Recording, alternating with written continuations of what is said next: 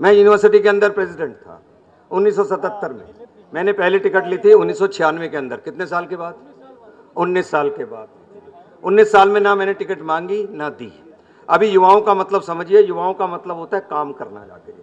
जो हमारा main party में भी काम नहीं कर सके, उससे ज़्यादा युवाओं को काम करना होता है। जब आप नारा लगाते हैं संघर्ष, सेवा और बलिदान, तो उसका मतलब समझिए आप बात को जी। और यहाँ हम जानते हैं, आदरणीय रामलाल जी बैठे हैं, इसको सेवा कहते हैं जाके। वो रूडी साहब बैठे हैं, उसको संघर्ष कहते हैं। और ये नड्डा साहब बैठे हैं, ये बलिदान करते रहे, इनको बलिदान कहते हैं जाके। तो इसलिए आप ये समझिए, ये प्रतीक है। मैं जब भी आपके सामने कोई बात रखता हूँ, उससे पहले वो बात मेरे अंदर जाती है। वो मेरे अंदर इसलिए जाती है कि जो मैं आपको कह रहा हूँ मैं उसका पालन करता हूँ, नहीं करता। मैं पहला चैप्टर आपको सिखा रहा हूँ, जब आप युवा हो तो अपने आप,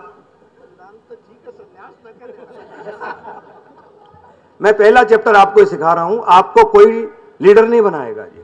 आपको लीडर बनाने के लिए सारे गुण आपको अपने अंदर विकसित करने पड़ेंगे। इसलिए केवल जिंदाबाद मुर्दाबाद करके मत रह जाइए जाके।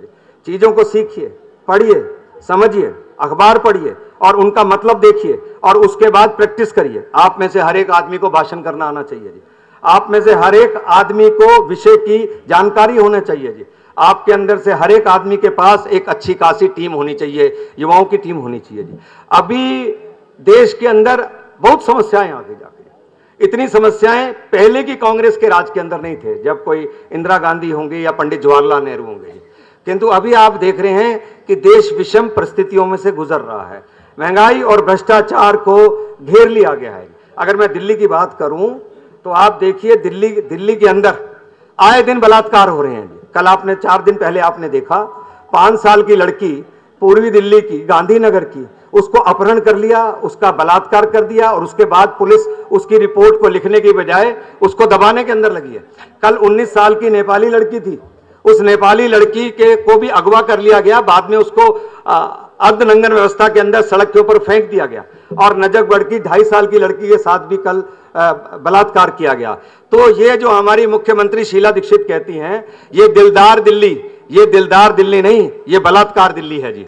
तो इसलिए आप लोगों को इस दिलदार दिल्ली को बलात्कार दिल्ली होने से रोकना है। और उसके लिए आपकी सेना, आपकी ट्रेनिंग ऐसी होनी चाहिए कि भी आप एक प्रोग्राम लेंगे उसके अंदर जी, और आप उस प्रोग्राम को लेके लगेंगे कि सुरक्षा हम करेंगे। ये केवल दिल्ली की बात नहीं है, अलग अलग प्रदेशों के अंदर, देश के अंदर ये बात हो सकती है। महंगाई के मुद्दे हैं, लोगों को सहायता करने के मुद्दे हैं, ऐसे बहुत सारे मुद्दे हैं। मैं तो खुद युवा मोर्चा के अंदर रहा हूं। काम के अंदर उत्साह रखिए जी, और काम को केवल बताने से नहीं करना, हमको आगे बढ़ के कैसे मदद करनी है। आपका मैसेज जो है, जो आप काम करेंगे वो स्टेज के इर्द गिर्द घूमकर या नेताओं के इर्द गिर्द घूम के नहीं, अगर आप काम किसी भी कोने में बैठकर पत करेंगे तो उसकी सुगंध आप तक आ जाएगी। और मैं ये समझता हूं कि आप लोगों में इतनी ताकत, इतना बल और इतना उत्साह है। हम लोगों ने लॉटरी के खिलाफ आंदोलन चलाया और देश भर के अंदर लॉटरी बंद करा ली। हम इमरजेंसी के अंदर जेल में थे, और ये उत्साह, ये संगठन हमारे से पहले वालों ने दिया था हमको जी। और अब हमें अपने से आगे आने वालों के लिए संगठन को मजबूत करना है। इसलिए मैं कहता हूं, मैं सूरज होने का दावा नहीं करता और मिटाने का अंधकार पृथ्वी से, किंतु मैं एक दिया जरूर हूं।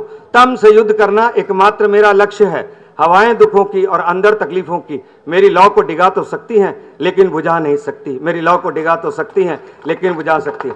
दोस्तों, मैं अनुराग जी को बताना चाहता हूं, हम दिल्ली के अंदर 1 लाख युवाओं की फौज बना रहे हैं। कितने लोगों की फौज? 1 लाख युवाओं की फौज बना रहे हैं।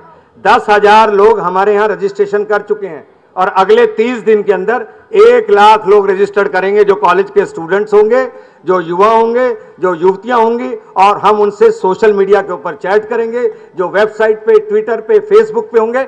इसका काम हम लोगों ने शुरू कर दिया है। बहुत बहुत धन्यवाद।